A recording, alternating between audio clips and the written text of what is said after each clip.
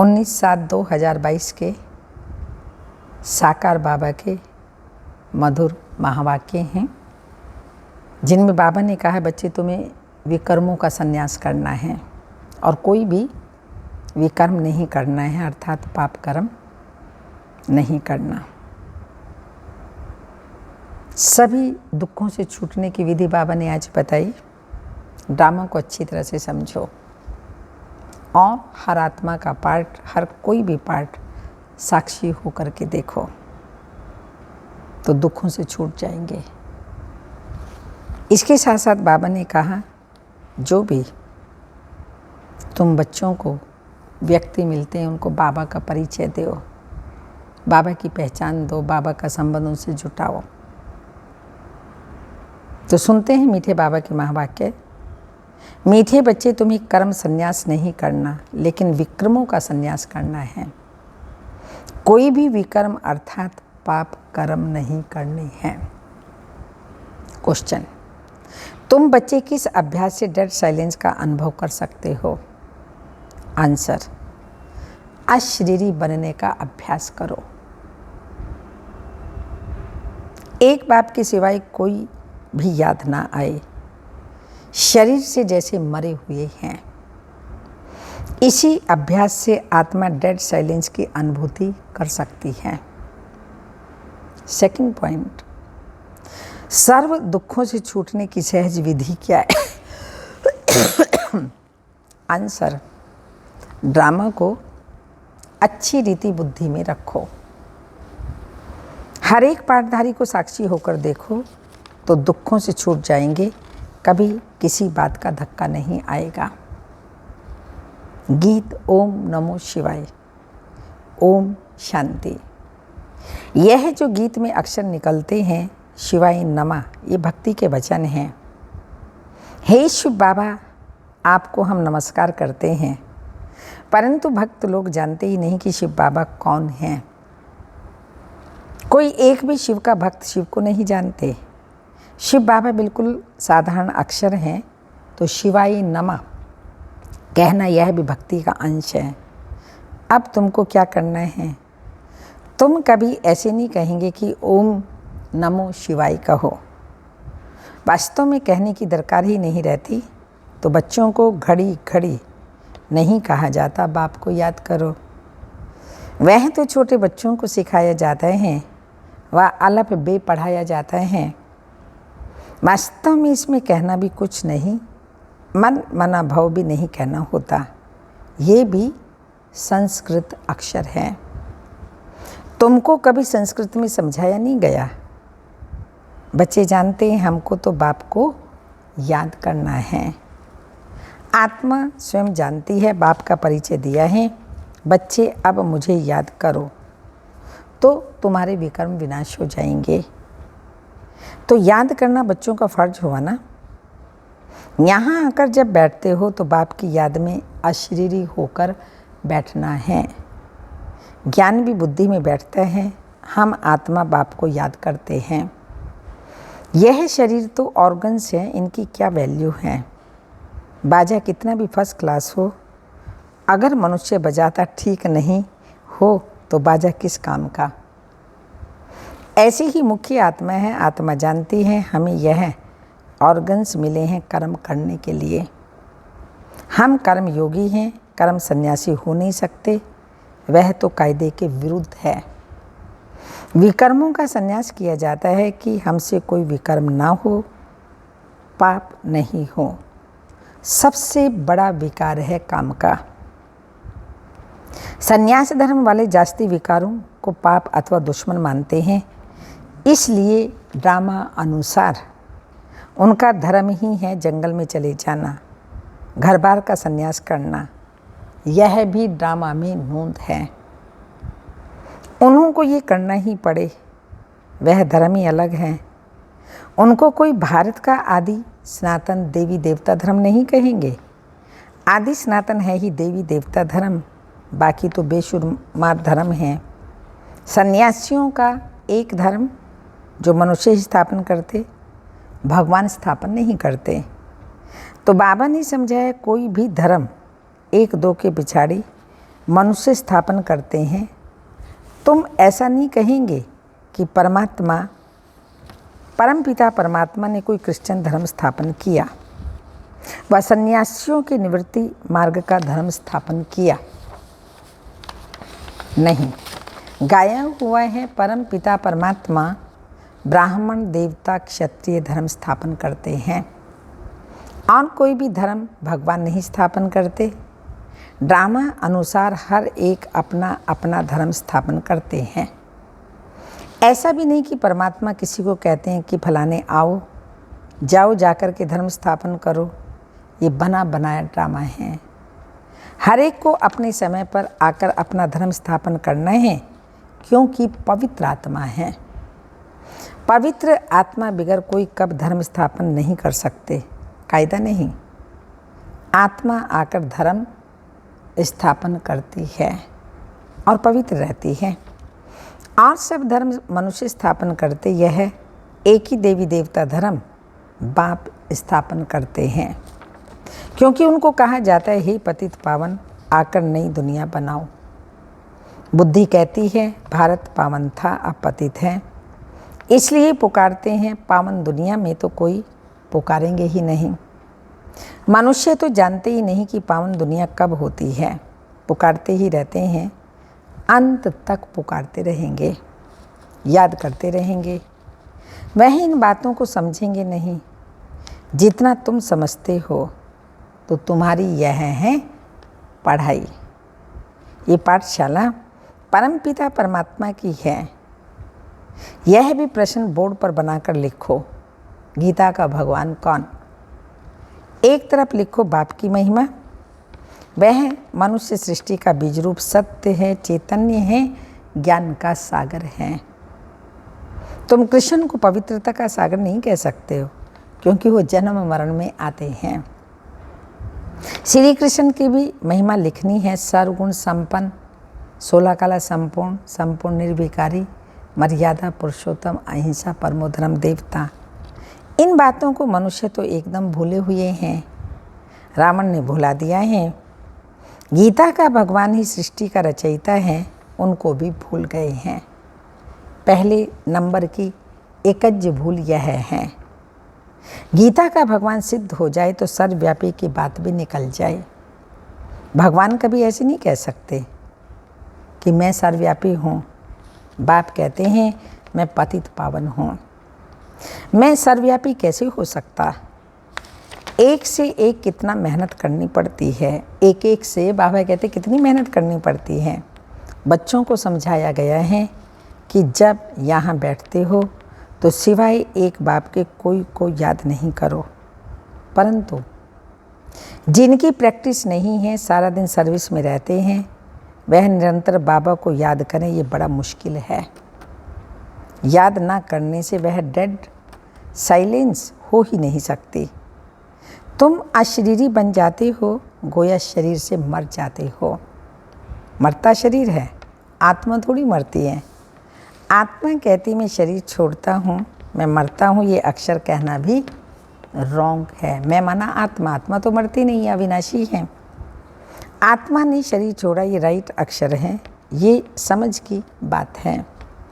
आत्मा एक शरीर छोड़ दूसरा ले पाठ बजाती है। पाठधारी तो सब है ना, आत्मा पाठ बजाती रहती है। अभी तुम बच्चों को ये ज्ञान मिलता है। ड्रामा प्लान अनुसार उनको दूसरा शरीर ले फिर पार्ट बजाना है। इसमें दुख हम क्यों करें। इस ड्रामा में हम एक्टर हैं, ये बात भूल जाती है। ड्रामा को जान जाए तो दुख कभी हो ही नहीं सकता। तुम ड्रामा के आदि मध्य अंत को जानकर कहते हो फलानी आत्मा ने शरीर छोड़ा, जाकर दूसरा शरीर लिया। हर एक अपना पार्ट बजा रहे हैं। भल तुमको ज्ञान मिला है तो भी जब तक परिपक्व अवस्था हो तब तक कुछ न कुछ धक्का आता जाता है। रावण राज्य में जर्जरीभूत हुए हैं ना, तो झट धक्का आ जाता है। सतयुग में कभी धक्का नहीं आता, वहाँ तो बैठे बैठे शरीर छोड़ देते हैं। अब नया शरीर जाकर लेना है। सर्प का मिसाल, यहाँ तो ढेर रोने लग पड़ते हैं। कहाँ कहाँ से आकर सपाया सापा करते रहते हैं, है ना, रोना शोक डालते हैं, इसको बाबा के सापा करते रहते हैं। सतयुग में ये बातें नहीं होती। तुम संगम युग पर ही राम राज्य रावण राज्य की रस्म रिवाज को जानते हो। राम राज्य में तुम रावण राज्य को नहीं जानते हो, रावण राज्य में तुम राम राज्य को नहीं जानते हो। संगम पर ही तुम दोनों को जानते हो। बाबा आकर सारे ड्रामा के आदि मध्य अंत का राज समझाते हैं। फीलिंग आनी चाहिए बरोबर, ये सब बात ठीक है। जब तक तुम ब्राह्मण नहीं थे तब तक कुछ नहीं जानते थे। ज्ञान बिगर मनुष्य तो जैसे जंगली हैं। गवर्नमेंट भी कहती है मनुष्य को पढ़ाई ज़रूर चाहिए। गाँवड़े वाले पढ़ते नहीं, अपनी खेती बाड़ी में ही लगे रहते हैं। तो बाहर वाले कहते हैं यह तो जंगली है, हमको तो अब बाप बैठ पढ़ाते हैं। हम गार्डन के फूल बनते हैं, वह कांटों के जंगल में कांटे हैं। तुमको मालूम पड़ा है तब समझ सकते हो। दुनिया में ऊंच ते ऊंच गुरु को माना जाता है क्योंकि समझते हैं वह सद्गति करते हैं। परंतु बाप ने समझाया है यह तो भक्ति में फंसाते हैं, भक्ति की धुन में बैठते झूमते रहते हैं। तुमको झूमने आदि की दरकार नहीं, यहाँ तो बाप से वर्षा लेना है। बच्चा बड़ा होता है, समझ जाता है बाप से हमको वर्षा मिलना है। छोटे बच्चे के ऑर्गन्स ही छोटे हैं। तुम तो समझ सकते हो हमको अपना जीवन उच्च कैसे बनाना है। बरोबर भारत हीरे जैसा था। गीता में अगर परमपिता परमात्मा का नाम होता तो सब कुछ समझ जाते। परमपिता परमात्मा ही सर्व का सद्गति दाता है। उनकी शिव जयंती भारत में ही मनाते हैं। वास्तव में भारत सबसे बड़ा तीर्थ है। सबकी सद्गति करने वाला बाप, उनका जन्म यहाँ भारत में ही होता है। अभी तुमको पता पड़ा है बाप कैसे भारत देश में आते हैं। अब कौन सा तीर्थ स्थान ऊंच मानेंगे? जरूर भारत को ही मानना पड़े ना। शिव के मंदिर तो जहाँ तहाँ हैं। सब धर्म वाले जहाँ भी शिव का मंदिर देखेंगे तो जाकर के शिव बाबा पर फूल चढ़ाएंगे। अगर जान जाएं कि शिव बाबा ही है जिसने हम सबकी सद्गति की थी तो भटकना छूट जाए। भारत को अविनाशी सचखंड कहा जाता है। भारत कभी विनाश नहीं होता, यह भी तुम जानते हो। भारत में जब देवी देवता धर्म था तो और धर्म वाले खंड नहीं थे। तुम बच्चे जानते हो बाप अभी यहाँ फैमिली सहित बैठा है। तो यह ईश्वरीय फैमिली है और वह है आसुरी फैमिली। तुम्हारे में भी कोई हैं जो अच्छी तरह समझते हैं, शुद्ध अहंकार में रहते हैं। देही अभिमान है अशुद्ध अहंकार। देवताओं के चेहरे पर कितना हर्षित पना रहता है। तुम्हारा शुद्ध अहंकार गुप्त है। आत्मा को बहुत खुशी होती है, ओहो कल्प बाद फिर से बाबा मिला है, हमको राज्य भाग्य का वर्षा देने लायक बना रहे हैं। तो बड़ी खुशी रहनी चाहिए। परंतु अगेंस्ट में बहुत हैं। तुम्हारी एक बात है, ईश्वर सर्वव्यापी नहीं है। दूसरी, गीता का भगवान कृष्ण नहीं है। ये मुख्य दो भूलें हैं। इसलिए बाबा कहते हैं पहले पूछो परम पिता परमात्मा से आपका क्या संबंध है, और यह भी पूछो गीता का भगवान कौन है, जज करो। इस पहली को इसको हल करने से सेकंड में जीवन मुक्ति पा सकते हो।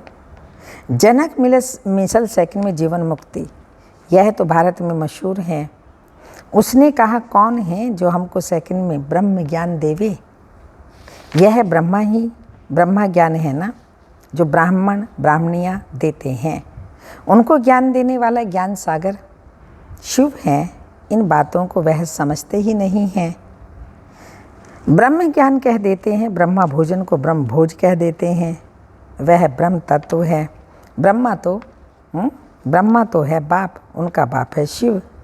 ये बातें मनुष्य बिल्कुल नहीं जानते। पहले तुमको ये बातें थोड़ी समझाई थी। पहले तो तुम बच्चे सगीर थे, अब बालिग हुए हो। तो बाप कहते हैं आज तुम्हें गुह्य बातें समझाते हैं। बात बिल्कुल सहज है। मन मना भव। जैसे बीज और झाड़ का विस्तार कितना लंबा है समझाते रहते हैं। अभी हम त्रिकालदर्शी बन गए, रचयिता और रचना के आदि मध्य अंत को जान गए।